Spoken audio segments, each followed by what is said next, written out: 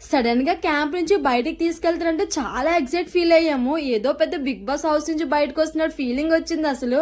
అంటే కాన్స్టెంట్ గా ఒకే ప్లేస్ లో ఉంటున్నాం కదా క్యాంప్ లో. సో బయట ప్రపంచం ఏంటో తెలియట్లేదు అసలు. సో ఫస్ట్ టైం బయటకు వెళ్తున్నట్టు ఫీలింగ్ వచ్చింది అనమాట మా అందరికి. తర్వాత నో టొబాకో నో డ్రగ్స్ అనే ప్రోగ్రామ్ అవేర్నెస్ క్రియేట్ చేయడం కోసం అయితే ర్యాలీకి తీసుకెళ్లారు. మా అందరం పిక్నిక్ వచ్చినట్టు ఉంది అసలు, ర్యాలీకి వచ్చినట్టు లేదు. సో ఎండ కాసినా సరే ఫుల్ గా నో టొబాకో నో డ్రగ్స్ అని చెప్పి ఫుల్ అరుచుకుంటూ ఎంజాయ్ చేసాము. తర్వాత సెషన్ బ్యాటిల్ డెమో అయితే చూపించారనమాట 3:30 తర్వాత. సో మొత్తం 10 మెంబర్స్ ఉంటారంట. సో ఎలా అయితే వార్స్ లో అటాక్ చేస్తారో ఎనిమీస్, సో వాళ్ళ నుంచి ఎలా తప్పించుకుంటాము, వాళ్ళతో ఎలా ఫైట్ చేస్తారని చెప్పి నిజంగా చాలా బాగా క్లియర్ గా మొత్తం అన్ని ఎక్స్ప్లెయిన్ చేసి డెమో చూపించారు అసలు. ఇది చూసిన తర్వాత చాలా ప్రౌడ్ అనిపించింది మా అందరికి అసలు. సోల్జర్స్ అసలు ఎంత కష్టపడుతున్నారో అర్థమైంది.